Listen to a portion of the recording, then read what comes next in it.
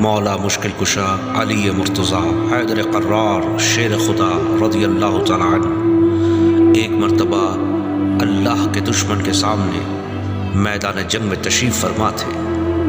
آپ نے دیکھا کہ لشکر کی تعداد اسلام کے لشکر سے 3 گنا زیادہ ہے۔ اس وقت معاملہ یہ ہوتا کہ جو دشمنوں کا سردار ہوتا اگر اسے مار دیا جائے تو ساری فتح مارنے والے کے حق میں گنی جاتی۔ مولا علی اللہ تبارک و تعالیٰ کی رضا کی خاطر جنگ لڑ رہے تھے۔ آپ کی نظر دشمنان فوج کے اس سردار پر پڑی۔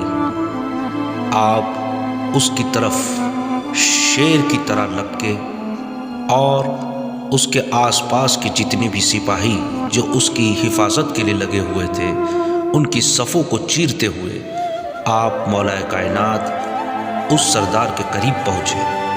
جب سردار نے دیکھا کہ مولا کے ہاتھ سے بچنا ناممکن ہے، اس نے ہتھیار ڈال دیے اور زمین پر گر گیا۔ مولا کائنات اس کے سینے پر جا کے سوار ہو گئے۔ اپنا خنجر نکالا کہ اس کا کام ابھی تمام کر دیتے۔ اس سردار نے مولا کائنات کی طرف تھوک دیا۔ مولا کائنات نے جب دیکھا کہ اس نے میری طرف تھوکا، آپ نے اپنا خنجر واپس رکھ لیا اور واپس اپنی فوج کی طرف ہو لیے۔ سردار کھڑا ہوا اور علی مرتضیٰ کا یہ رویہ دیکھ کر اس کے بڑا عجیب لگا۔ اس نے مولا کائنات کو آواز دی، یا علی ذرا رکیے۔ وہ مولا کے قریب گیا اور کہا کہ قریب ہی تھا کہ آپ مجھے خنجر سے میرا کام تمام کر دیتے اور یہ جو لشکر جو آپ کے لشکر سے 3 گنا زیادہ بڑا ہے آپ اس جنگ کو جیت جاتے، مگر میرے آقا آپ نے ایسا کیوں نہیں کیا؟ مولا کائنات فرماتے ہیں، بے شک میں تجھے قتل کر دیتا، لیکن مجھے خیال آیا کہ اگر میں نے تجھے قتل کر دیا تو لوگ یہ کہیں گے کہ مولا علی اللہ کی رضا کی خاطر اسے قتل نہیں کیا بلکہ اس سردار نے مولا علی کی جانب تھوکا، اس لیے مولا علی نے غصے میں آ کر اپنے بدلے کی نیت سے اسے قتل کر دیا، اور میں یہ کبھی نہیں چاہتا۔ میں یہاں اللہ اور اس کے رسول کی رضا کی خاطر جنگ کے لیے آیا ہوں، نہ کہ اپنی کسی ذاتی دشمنی کی وجہ سے۔